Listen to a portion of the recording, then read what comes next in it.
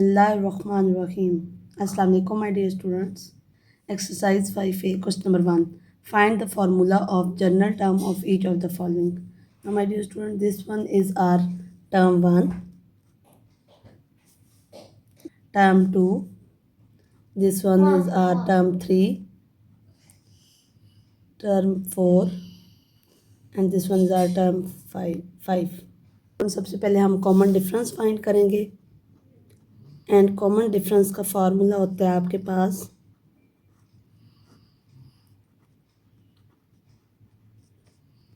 Term 2 minus term 1 और इसको आप C.D भी लिख सकते हैं।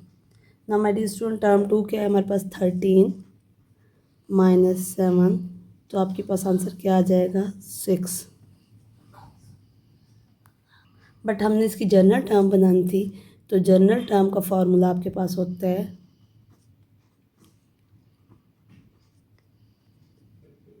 First term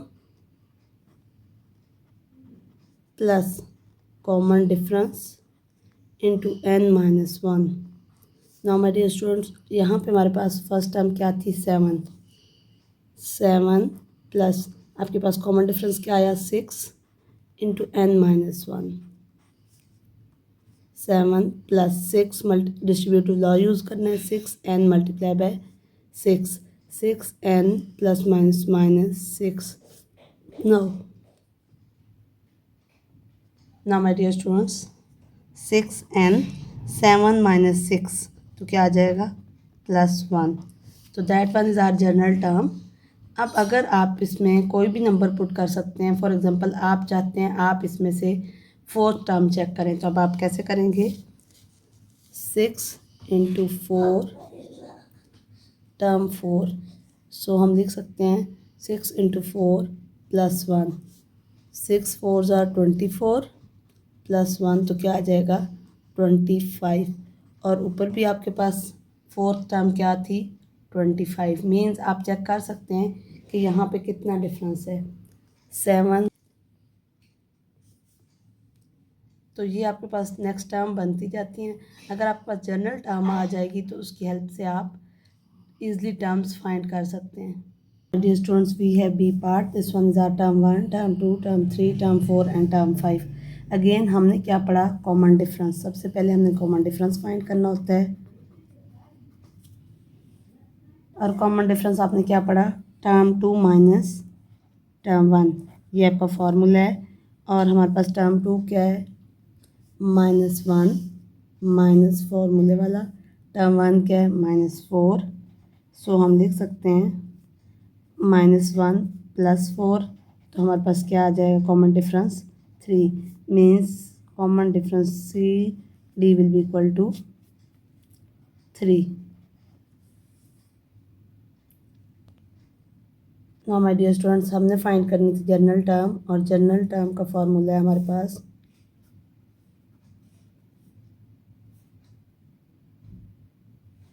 first term plus common difference into n minus 1। Now my dear students, हमारे पास फर्स्ट टर्म क्या थी, हमारे पास फर्स्ट टर्म है -4 प्लस कॉमन डिफरेंस क्या है 3 इंटू n माइनस 1। नाउ आपने इसको इस नंबर से भी मल्टीप्लाई करना है, इससे भी। सो हम लिख सकते हैं -4 plus 3n minus 3 -4 -3 plus 3n, तो आप लिख सकते हैं 3n minus 3 minus 4 minus 7। This one is our general term.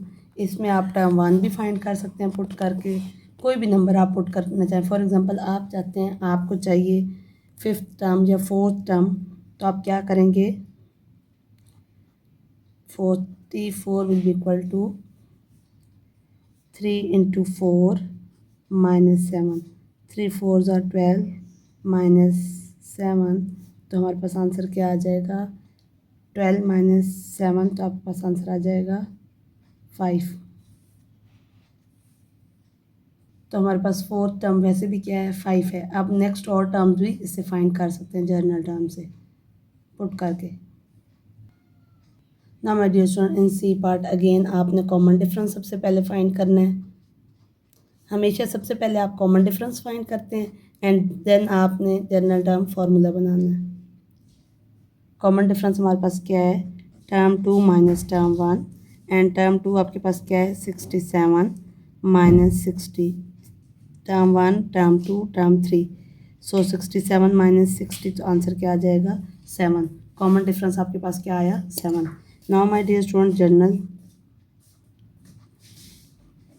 Term, और जनरल टर्म के पास के लिए फार्मूला आपने पढ़ा है first term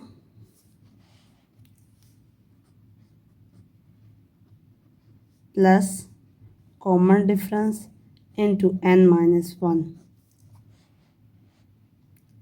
now my dear students first term आपके पास थी 60 plus common difference 7 into n minus 1, distributive law use करेंगे 60 प्लस 7n माइनस 7। अब आपके पास जनरल टर्म क्या बन जाएगी 7n 60 minus 7 plus 53. This one is our general term. Now my dear students we have D part और उसमें भी ये टर्म 1 है आपके पास, ये टर्म 2 है, ये टर्म 3 है, इसी तरह। तो अब हम सबसे पहले कॉमन डिफरेंस फाइंड करेंगे।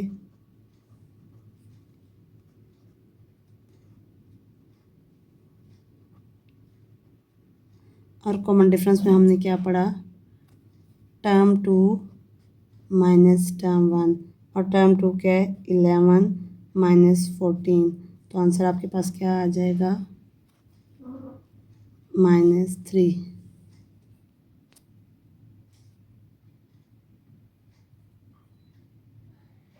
ना my dear student general term का हमने फॉर्मूला पढ़ा first term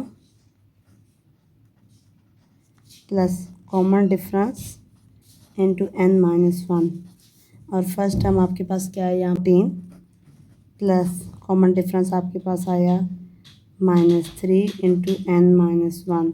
now my dear students 14 minus 3n minus minus plus 3, so 14 plus 3 17 minus 3n plus 17, that one is our general term.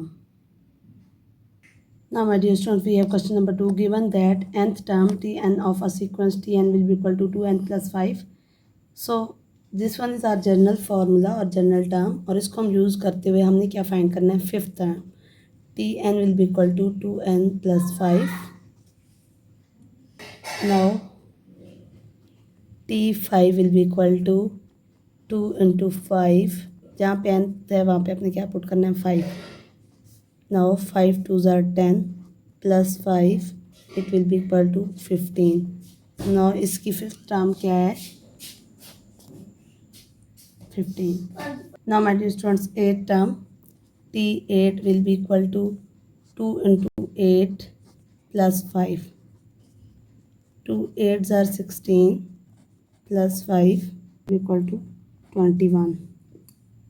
Now my dear student third part, find the LCM of the lowest common multiple of fifth term and eighth term of the sequence. आपका fifth term का answer क्या आया, fifth term का answer आपके पास 15 आया and eighth term का आपके पास 21 आया। नाउ आपने इसका एलसीएम लेना है 3 5s are 15, 3 7s are 21, 5 1s are 5 and 7 1s are 7. Now my dear students LCM will be equal to 3 multiplied by 5 multiplied by 7. 3 5s are 15, 15 7s are 105. So LCM of these fifth and eighth term is 105. Thank you so much my dear students. Allah Hafiz.